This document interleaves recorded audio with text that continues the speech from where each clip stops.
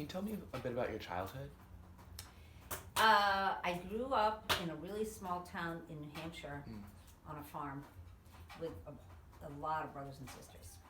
And we moved to St. Louis and then Needham, which is a suburb of here, when I was maybe 11 years old or 12 years old.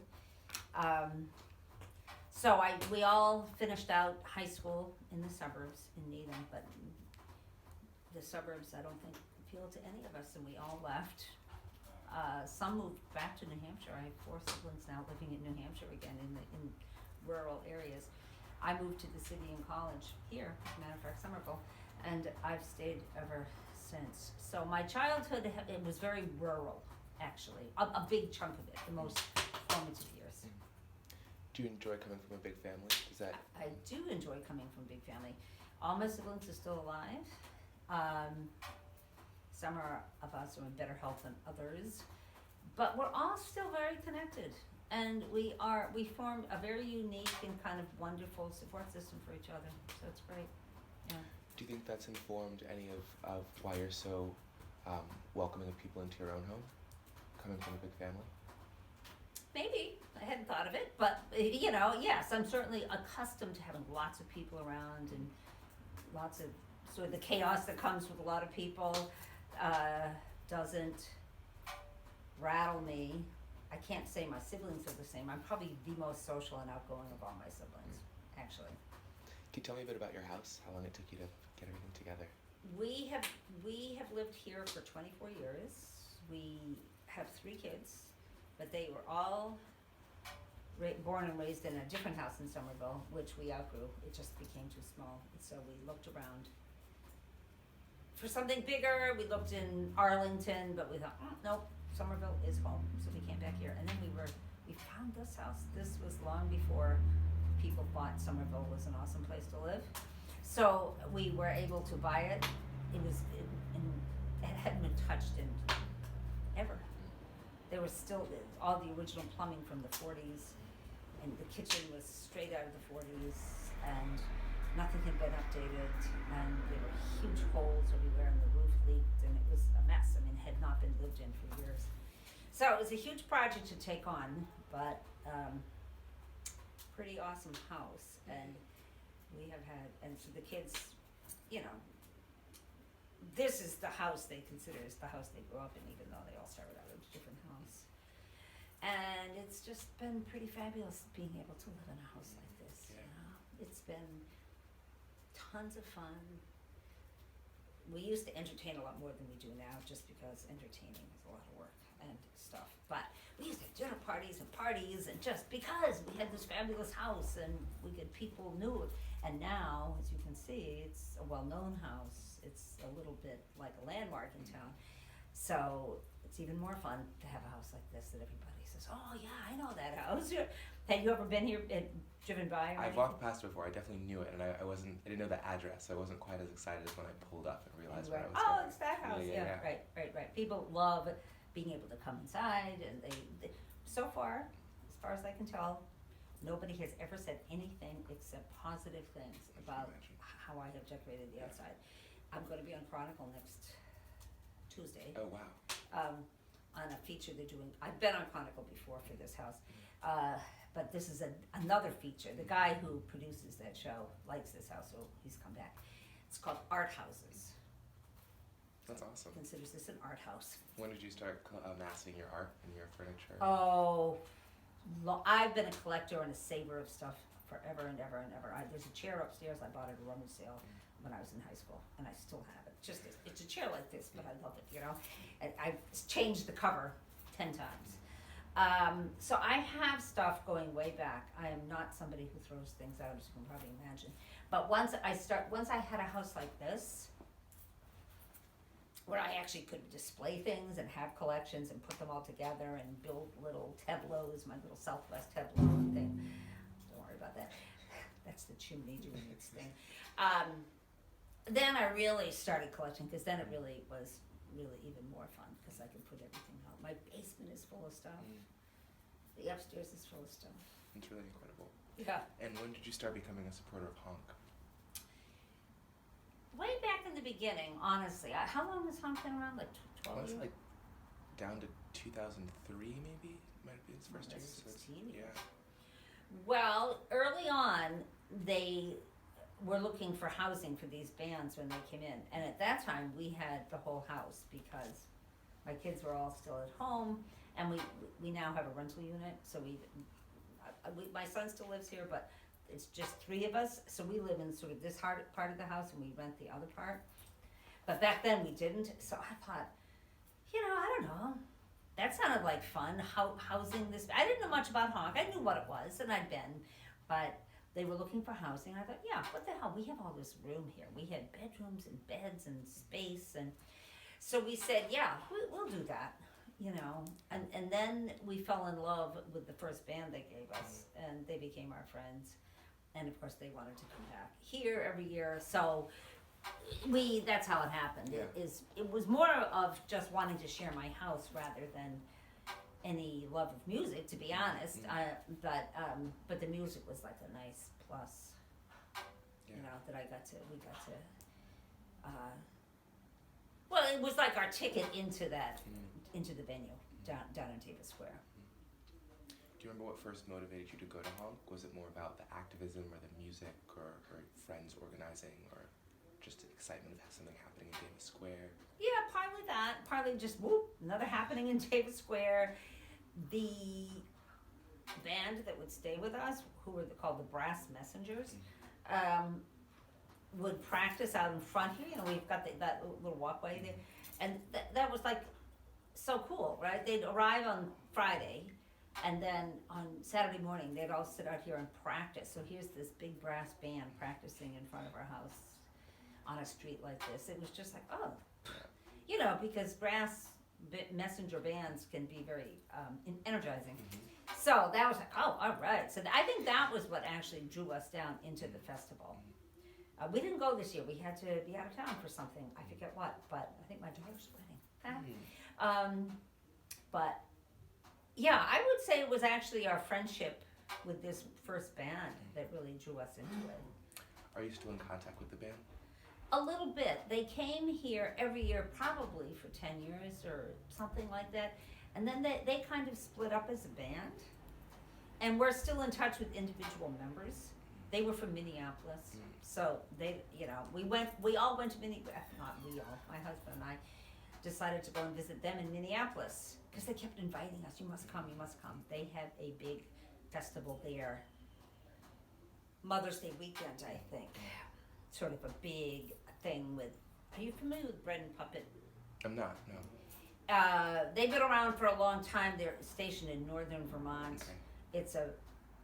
It's outdoor theater and giant puppets and political activism, and it's a very unique kind of organization. And they do something similar to that in Minneapolis. So we went and stayed with those guys and saw them all. Gotcha. And so that was fun. So yes, they are our friends, but they live far away, so we don't see them that often. Gotcha. Yeah. Sorry about checking my phone. I'm That's just making right. sure that we're still recording and I'm getting It would all be this. total drag if you got It would home be and awful. you didn't have any of it. Yeah. Absolutely awful. Yeah.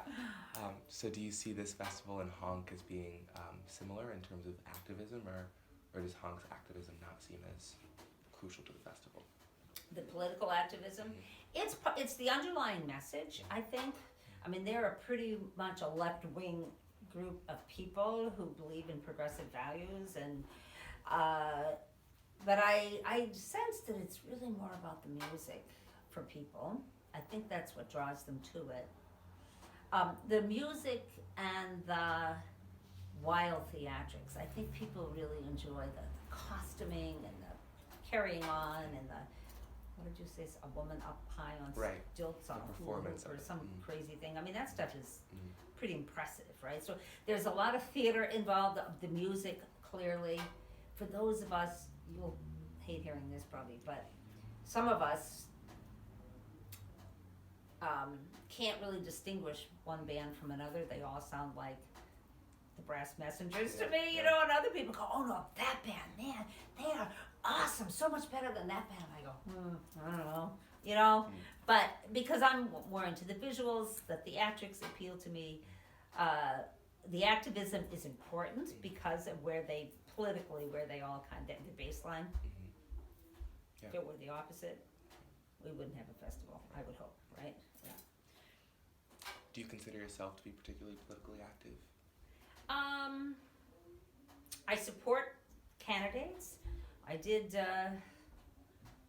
work pretty aggressively against Trump last election because I will do so again, just because I don't like going out and doing political stuff, but I pay attention to politics.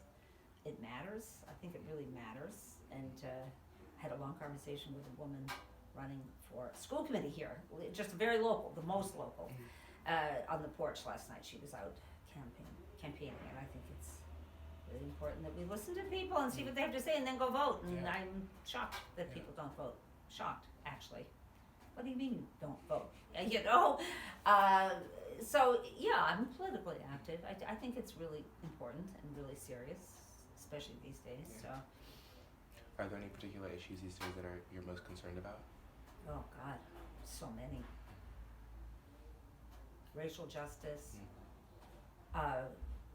reproductive rights for women,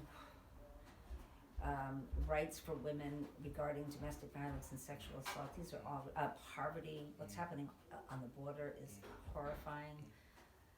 I mean, that's just that's human rights. Yeah. All those kinds of things. I mean, it's. I'm concerned about all that. And when I hear people say, "Well, I don't really follow politics," how can you not? You don't have to follow it exactly, but politics are relevant to absolutely everybody, and I sometimes I'm amazed that people don't understand that. But if you're in a certain class of strata in American society, you can actually avoid it pretty well, I think. I mean, it doesn't affect your daily life the way it does impoverished people or whatever. So they can just say, well, it doesn't make any difference to me. So I understand that that's how it works, but still, anyway. Don't get me Are you going. involved in the public sector? Do you still work? I am retired. I was a public high school teacher for a number of years. I'm a social worker.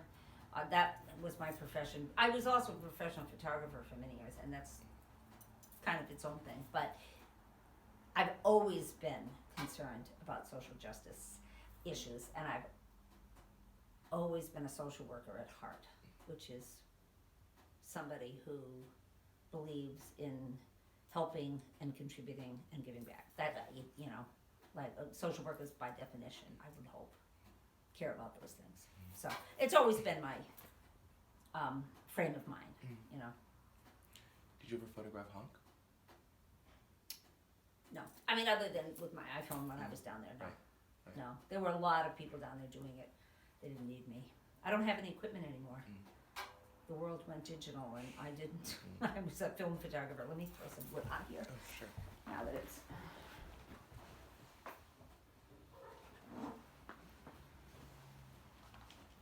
Okay.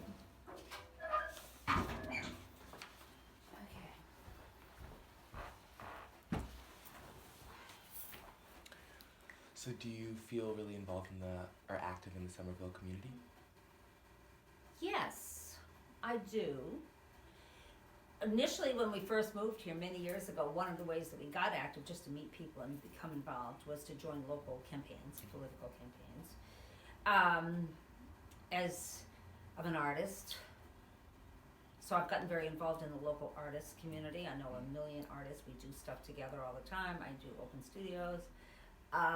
When people ask me, would you like to do such and such? I almost always say yes, really. All you have to do is ask me and I'll do it. I'm retired, so. I volunteer, I'm a regular volunteer teacher at the Welcome Project, which is an organization here in town that works with immigrants, newly arrived immigrants, to help make their lives easier, and I teach English to newly arrived immigrants. Oh, I shouldn't say newly arrived, but I teach level 1 English. That's kind of my main volunteer gig right now. Although I will help anybody do anything pretty much if they just ask. I just did an art activity last weekend with the Somerville Community Corp, which finds it's committed to affordable housing for people here in town. They do a lot of overarching work around affordable housing. So I did an art thing with them. So yes, I guess the answer is yes. Do you identify much of a distinction between Cambridge and Somerville? Oh yeah, I do. Yeah? Yeah, well I don't even have that many friends in Cambridge. No, I never even go to Cambridge. And that's not a diss. It's just like, no need, right? There's a very interesting, diverse community here that maintains my interests, and I feel committed to it. My kids went to high school here, and this is my home. I didn't grow up here, but I've been here since I was 20, and I have deep roots in this town. I'm asking partially because a lot of this documentation is going to go to the Cambridge Public Library as opposed to the Somerville Public Library. Well, I know HONK is a Somerville festival, and I'm wondering how the supporters and participants feel about that. Well, it's fine. I mean, that's your project. That's how you've directed, or your project has evolved. Is that it's going to end up in Cambridge more than Somerville? That's okay. Somerville's interested in any of it, or are they going to take any of it? So I think the Somerville Public Library was first approached and then said that they didn't have the staff to do it. This is what came from my professors. I didn't really have much involvement in that part of it. And then I think the Cambridge Public Library said, if they're not going to do it, then we will. But we would want them to do it. I'm not quite sure about what the politics were. Cambridge, as you probably know, has gobs more money than Somerville. Right. And they are able to do gobs more things in general, They just have so much more money. Their school system, they infuse their school system with so much more money than Somerville does. They have that brand new library over there. I mean, they're very different towns. Yeah. Cambridge has a long tradition with Harvard, and it's a rich town compared to Somerville. So it's very different. I think those are the kinds of distinctions I was getting at. It seems that there are power differentials at play, and I wasn't sure how I felt about coming in representing Cambridge and interviewing you. Well, I have no resentment about it. I mean, I worked at Cambridge Engine Latin for a while. Before I was a teacher, I was a school social worker, and I had a placement briefly with an agency that worked at Cambridge Engine Latin. So I've had, I spent time in 4 big major high schools in the Great Somerville. With this agency, they placed me around Somerville, Cambridge, the Jeremiah Burke High School in Dorchester. I was there for a year, which is a Boston public high school, and Revere, which is where I retired from. Revere was the only system where I was actually an employee of Revere. The others, I was an employee of an agency that put me here. So, I mean, in terms of poverty and resources, the Jeremiah Burke in Dorchester is really lacking. I mean, such a struggle there. And so much of Boston is like that. And then I would say probably Revere and Somerville are somewhat comparable, and then Cambridge, has, thank God, really, thank God the people, everybody in Cambridge, I think, has access to a good education there. Everybody. That's my impression. Regardless of socioeconomic status or whether you live in a housing project or not, you have access to resources in Cambridge that you just wouldn't if you lived here, I think. Yeah. That's my impression. But it's a good town to be from. Yeah, definitely has a lot of privileges. Yeah. You mentioned that you weren't able to attend HONK this year. Do you plan on going in upcoming years? Oh yes, yeah. Absolutely. I mean, when our band split up and no longer came, it wasn't as much fun, for sure. They kind of kept us connected and grounded to the festival, big time. We always knew when they were playing. We'd always make sure, and they, they were older. They were all many of them were like our age, old hippies, but they did their share of partying, as the euphemism goes, right? And so we had some fun here. We did. We'd stay up late and drinking whiskey and carrying on, and it was fun. Yeah. Why do you describe yourself as an old hippie? Well, I would have been considered a hippie when I was younger. I graduated from high school in 1971. So, those were peak hippie years, right? The 60s and early 70s. were sort of when that counterculture was really happening and developing here, and it felt completely natural for me to be a part of it. So I think I've always had those sensibilities. Yeah. My husband would even say that he never looked like a hippie. See, I always had this wild, crazy hair and everything, and I visually, he never did, because he couldn't grow a beard and he couldn't grow his hair long, and he always looked like, we used to call him Ed the Fed, because he looked like a federal agent almost, but he wasn't, you know, but he didn't look the part. When we first started dating, people who knew me, and I had huge hair, and then they would meet him, or even when he was, after we were married, he was my husband, and then they would meet him and they'd go, they just weren't expecting someone as straight-laced looking as him to be with me. It was a kind of funny little chapter, you know, until people adjusted. So. What does the label of hippie mean to you? Oh, more freer thinking, less attachment to conventions, in fact, in many ways, a rejection of social conventions, not harmful, not in a harmful way, but for me, it just made perfect sense that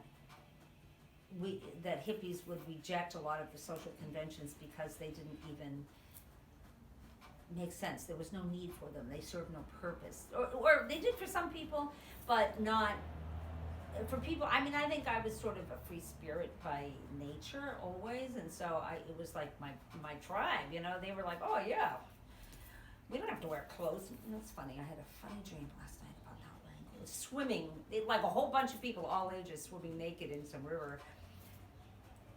Funny, I just remembered that. That was last night that I had that. But, you know, that kind of thing, like, you know, we don't need clothes.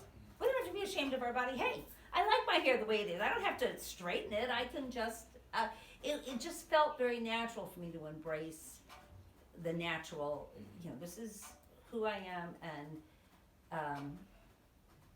sort of take it or leave it. But I also my family, I think, of origin encouraged individuality and uniqueness in some way. My parents even did, and I think we were expected to be polite and go to college, but other than that, I think there were not a lot of constraints on us around how we had to dress or present ourselves to the world. We were expected to be good citizens, you know. So I always felt that freedom to just be who I wanted to be. Do you plan on hosting bands in the future now that your primary band is no longer together? We thought about it and decided no for two reasons. One, we loved our Brass Messengers and we didn't want to start. 1 year they didn't come, and the organizers gave us a different band, and we just didn't gel the way we had with the Brass Messengers. It was sort of like, number one. And number two, we don't have access to the house anymore, so they'd be sleeping here on the floor, that kind of thing. And it was always so nice. People had their own bedrooms, and there's an extra bathroom over there and stuff like that. So it was very easy to host this crowd. I think we probably wouldn't do it again. Can you tell me about some of your favorite memories with the Brass Messengers? Partying with them. That's such a euphemism. My husband uses it all the time. It means drugs, Ed. It means drugs and alcohol. That's what it means. Come on. So that was always fun, hanging out with them. Getting to know them as individuals. There was the trombone player was female, and she was the only woman other than Wives and Girlfriends that came. She was the only woman musician, so I always felt a special bond with her. She has since come and visited us. She brought her daughter to meet us once separate from HONK. So we stay in touch with her. We saw her when we were in Minneapolis. So just forming a couple of those friendships has been really nice. Watching, watching the dynamics of the group itself. They'd been together a long time, but there were some difficult personalities in that group, and some really oddball, eccentric personalities in that group. And it was kind of interesting to be amongst them and just watch how they made that whole thing work. Eventually it didn't. Eventually they broke up for all kinds of reasons.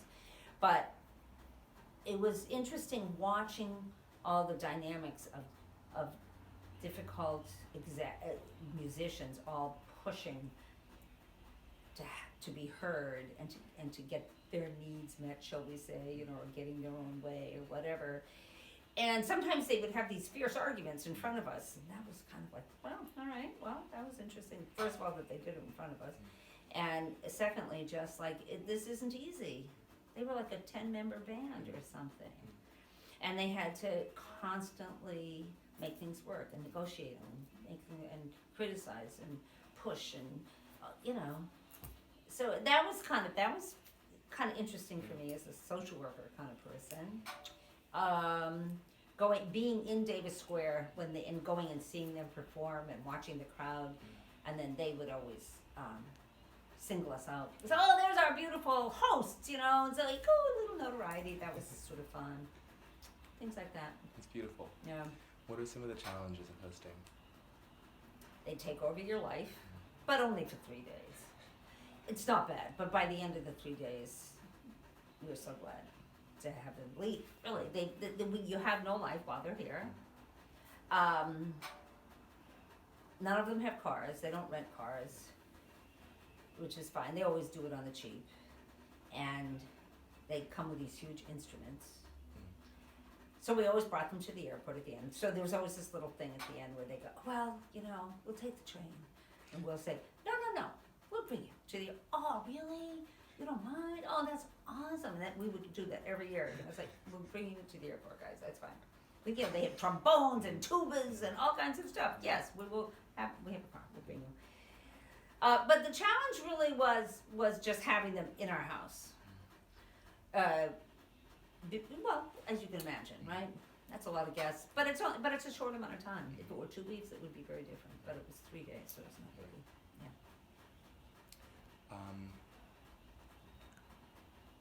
You said that you've been to Minneapolis. Have you done any other trips to visit people you've hosted? No, I think they all lived there, or at that time they all did. They were a Minneapolis band. So, no, I'm trying to think, but no. At least at that time, they've all lived there. I mean, I think they all pretty much still do. Like I say, most of them are my age or a little younger. A couple of the younger ones have since had children and that kind of thing. Go ahead. You mentioned that a couple have come to visit you, though, return to visit outside of the HONK Festival. Are those relationships you still maintain?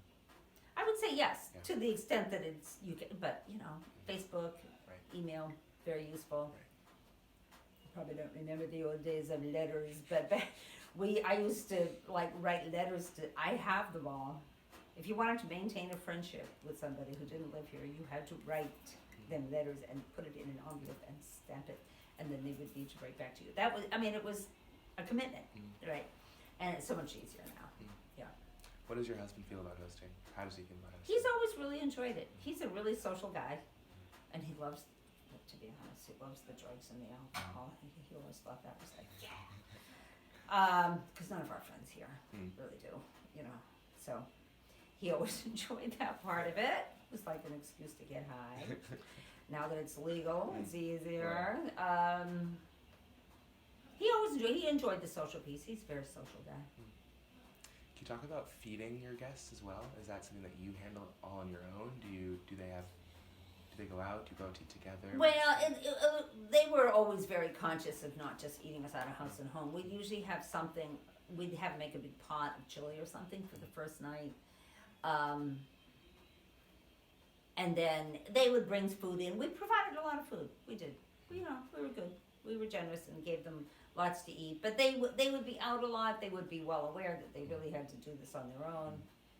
I remember one night I wasn't here, but one of my daughters was here, and I think they'd been out and then came back, and it was probably midnight, and they'd probably all been playing and drinking, and they all came back here, and Ed has commented on this several times. Sejal, they seem to be hungry, so Ed and Sejal, my daughter, were running around looking around to see what we don't have a lot of junk food around the house, or we don't have snack food.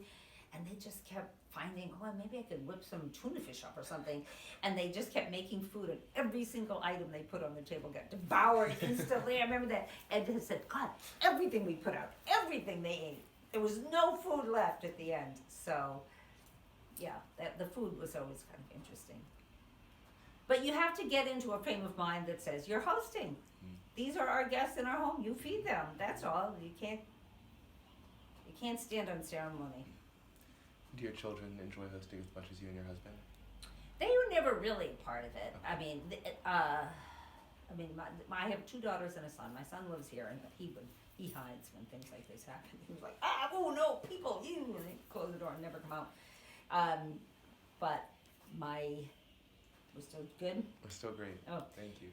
My daughters are in their mid-30s now, so they were probably out of the house largely when this was all going on. I have one daughter who moved out right after high school to go to college and never came back. Wow. She lives in Wyoming now, so she just got married. Must be beautiful out there. It's fabulous. I just talked to her yesterday. It dropped to 17 below zero there last night. Yeah, it's a different climate there. It's way up high, and it's 17 below in October. Can't imagine. Really can't imagine. Well, I'll tell you, we've been out there. We like to camp. 2 years ago, there was the full total eclipse. Went right through Jackson, so we drove out there to Jackson to experience the eclipse with them, and a whole bunch of us went out on an island in the Snake River and camped for the night to be ready for the eclipse the next day. And it was 80 during the day, and we all woke up in the morning in our sleeping bags, completely covered with frost and ice. And that was in August. And it's not unusual to have a frost at night. Wow. Yeah, in August. So it was so cold, and nobody wanted to get out of their sleeping bags. I finally got up and started a fire because it was all so cold. And by midday, by the time the eclipse came along, it was 75 degrees again. That's very typical out there. That's wild. Beautiful during the day and freezing at night. It's Right. like desert. It's like that's what the desert does, right? So anyway, what was your question? I went off on a tangent there. That's an even better question. Could you ever see yourself leaving the Somerville area and going out to Wyoming or anything like that? Well, now that she just got married, so now we're thinking about it, sort of. We think, well, maybe we should find a little condo kind of thing, especially if they have children. But I do not see myself leaving this part of the country. I don't. I feel very rooted here. All my siblings and their families live around here. We don't have any living parents anymore. We have a million friends in this town. I feel very connected and rooted in this town. I don't mind New England weather. People hate the cold. I don't hate the cold. I don't hate the snow. So that's not a factor like it is for some people. So frankly, no, I do not see myself leaving here. I value roots, and I value the deep connections that we have here in both Somerville and New England. And a lot of people retire and then they move to some other part of the country, and which is great. But I kind of go, wow, that's interesting, because I'm so connected here that I don't see any need to sever connections. You don't have to sever connections, but they change if you leave. And so no, I do not see myself. I mean, never say never about anything, but I imagine I'll die in this house if I'm lucky. That'd be nice. Have you ever lived outside of the country? Yes, actually. One of my daughters and I took a year off from my job at Revere, and we lived in Bolivia for 6 months, and served as volunteers with an organization that served street children and children. So we volunteered in an orphanage, basically. And it was the first time I'd ever been outside of the country other than Canada. And I've since traveled all over the world since that time, actually.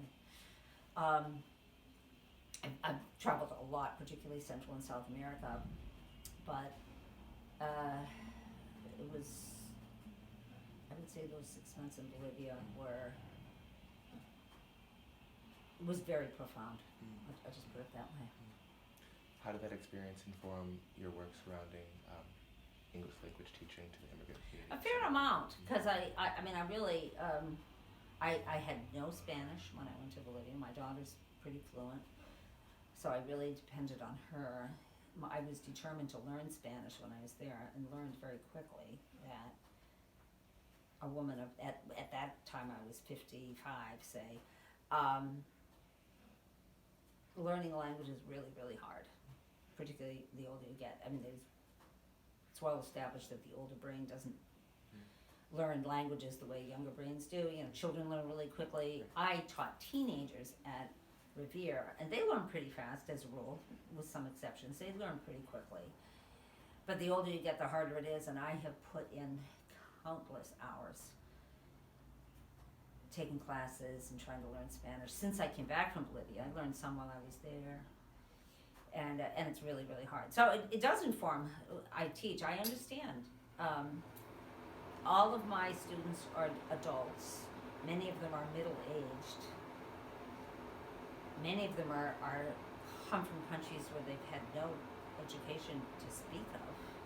A lot of the poor Central American countries offer such poor quality public education. Haiti, a lot of my students are Haitian, and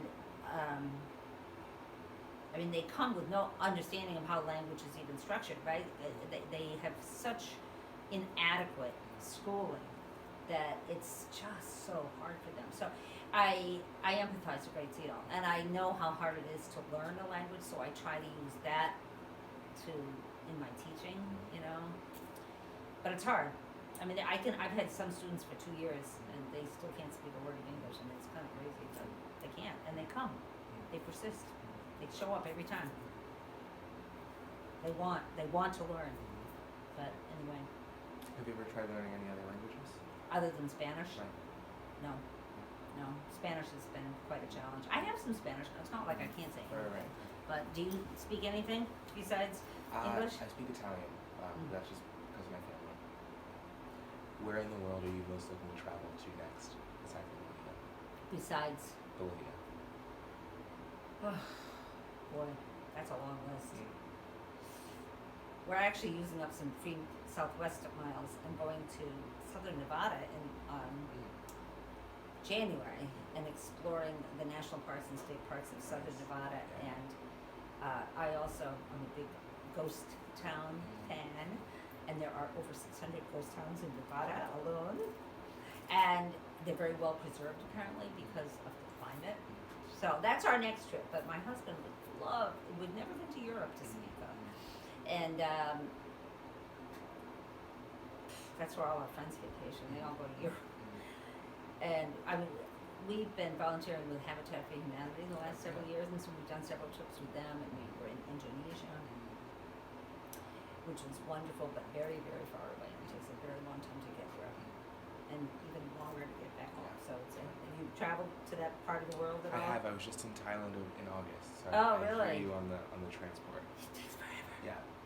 My daughter, and she was on her honeymoon, and her husband had a motorcycle accident in North Vietnam, just like 2 weeks ago, and 2 weeks ago. 2 weeks ago he had a motorcycle crash. Not a horrible crash, but it shattered his right arm and elbow. And they were in North Vietnam, and the care there was not good. And they managed to get to Thailand, to Bangkok, and found a good hospital in Bangkok. And he had surgery in Bangkok, and then had to get home. And they just got in 2 days ago. And he's badly injured, you know. But thank God he's okay. Oh God, it could have been 100 times worse, and all that. And he feels grateful. I think they're pretty bummed that their honeymoon got cut a little short, but they'll go back. But yes, God, it's at least 24 hours. At least, and then you've got the jet lag thing going on, and That's ridiculous. Would you go back? I would. I'm supposed to be going to India with my family this December, so I may have to stomach the hours again. We'll see what I can do. One thing, I mean, people go first class for that reason, or business class, because you can lie down and sleep, which makes a big difference. But it's absurdly expensive. Like, it's criminal how expensive it is. So I would never opt for that, to be honest. No chance. No chance my parents are Right. make me fly. Right, no chance, right? Exactly. I wouldn't let them. Yeah, I know, it's crazy expensive. So You just have to sit up and do that thing, you know. What kind of music do you listen to personally? I was an old folkie back in the day, so I always liked folk music, and I have a fabulous record collection, if I do say so myself. Back from all those records I bought in the 60s and 70s. I have every Aretha Franklin record ever. That you could buy records for 99 cents back then. I don't know. I liked Motown. I listened to a lot of Gordon Lightfoot. Are you familiar with him? He's an old folkie. He's around still, but what would I listen to now? If I were going to listen to a radio station here, I would listen to WUMB, which is folk and acoustic music and roots music. What they call roots music. Well, you would know what roots music is, right? Like, I don't study music. I just was placed in a music class. I thought you were a music student. No. Okay, all right. Roots music, I believe you would define as music that is specific to a certain location. Okay. And roots music in America, it's a lot of southern, music. Gospel, I think would probably be considered roots music because it changes from locale to locale. I listen to a lot of gospel. I go to gospel concerts when I have a chance, which is not very often. I remember listening to, I have some Mahalia Jackson records over there, which I love. Some gospel music, white gospel, black gospel, some of it is so, I'm not religious, but it touches something that I can actually, it can bring tears to my eyes. And I remember saying to my daughter once, she came down, I was listening to Mahalia Jackson, and she was singing sort of church stuff. And she goes, I was like, oh, isn't this just fabulous, honey? Isn't this just, she goes, Mom, no, it's like a funeral. It's like you're at a funeral. It's like she experienced it as a dirge. And so I listened to it through that lens, and I thought, yeah, I can see that. It's kind of dirge-like, you know? But there's something about it that works for me. What other kind of music? When I have to turn on the radio, to be honest, I listen to NPR. I don't even listen to music. I just listen to people talk. You said that you listen to gospel but don't feel particularly religious. Do you feel spiritual or? I feel spiritual, yes, I do. And I have a lot of religious stuff around. You didn't really get a chance to look around, but I collect religious art. And some of it, originally I started collecting because it was kind of kitschy. But then I decided, no, that didn't work for me anymore. And the pieces that I still have, and it's all pretty much Catholic Christian because that's what's out there. That's what you can find at yard sale, statuary, and Christianity. I was not raised a Christian. It doesn't mean much to me as a religion. But when you look at some of the art, both statues and old prints, and some of the expressions on the faces of the people, usually Jesus, but not always, right?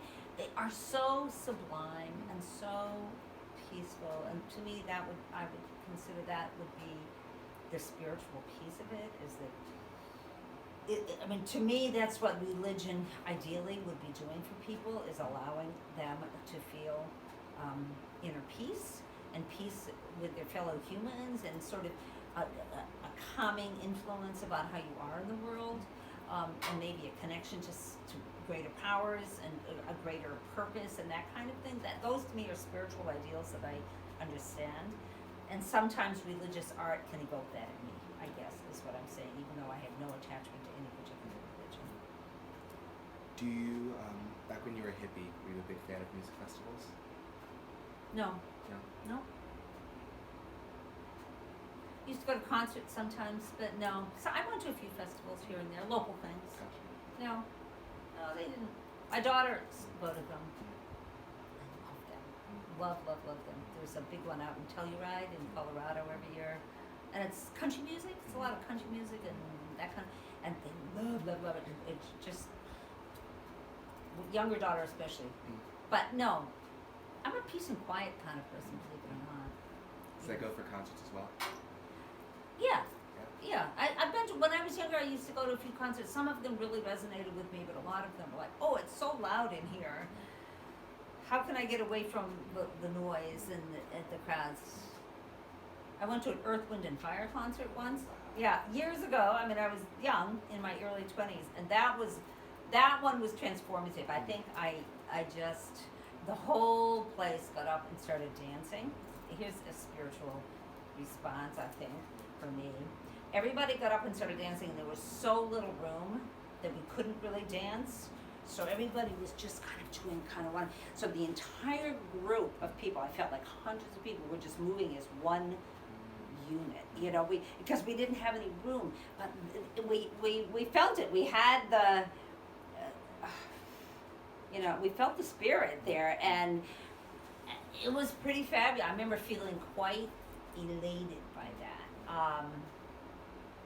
And I've had that kind of experience where a group responds to music and everybody just danced as one a couple of times, and it's almost ecstatic. It just feels like, whoa. But that's been just a few, I mean, I can remember those times. But no, music didn't draw me.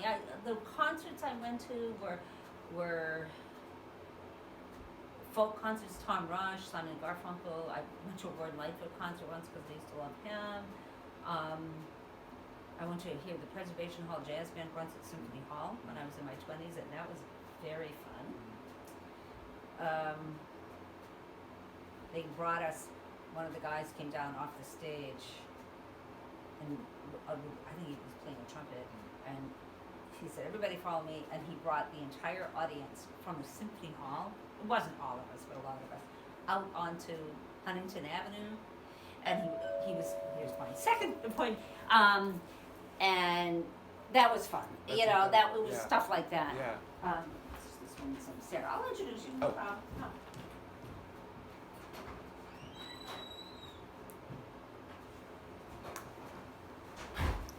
Hi there. Good. How are you doing? Good. A ton of stuff. I have one more trip, Oh. and my car's right out front. Okay, great. Great. This is Wade. This is how are you? Sarah. Nice to meet you.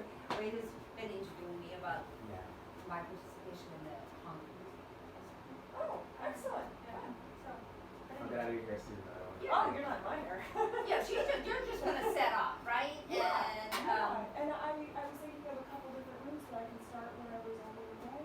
Yeah, anywhere. I think we're just gonna hang a little bit longer, whatever. I'm not sure. Okay. Yeah, but no worries. Okay, The rest I'll of your just stuff. Just leave the door open a little bit, then you Okay. get back in. Great.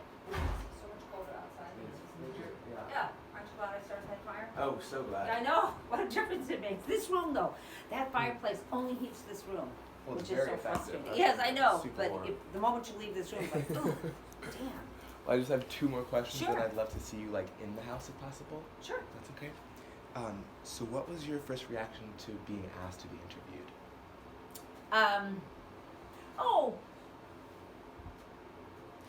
I get asked to be interviewed a fair amount because of this house. I've been written up a bunch. I've gotten a fair amount of press. So my basic philosophy is say yes to everything. It's almost always fun. It's almost always worthwhile. Get to meet a nice person like you. It's always a good thing. But it was fine. It was good. But I didn't, like I say, I'm fairly accustomed to being interviewed. Right. So, and I talk. So, if I'd had a second cup, third cup of coffee. Never ending. Never ending. I would have been going. So, I'm trying not to do that. No, you've been great.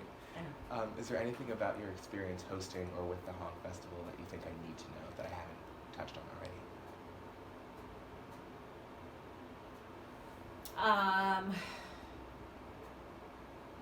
It's a really worthwhile thing to do. People should resist their. A lot of people, I think their tendency would be to say, no, I can't do that. And say, yes, you can do that, and it's really fun, and it will open up your world a little bit, and you will, it's they're a wonderful group of people. I'm going to guess that almost all the bands are pretty great in their own eccentric way. They're a pretty eccentric group of people often, right? They're pretty much the nonconformists of us out there, which is great. So I would recommend that people say yes, host. It'll expand your universe. It'll be really fun. Awesome. Yeah. Well, thank you so much. This was Oh. so incredible. So incredible. Good. Stop this.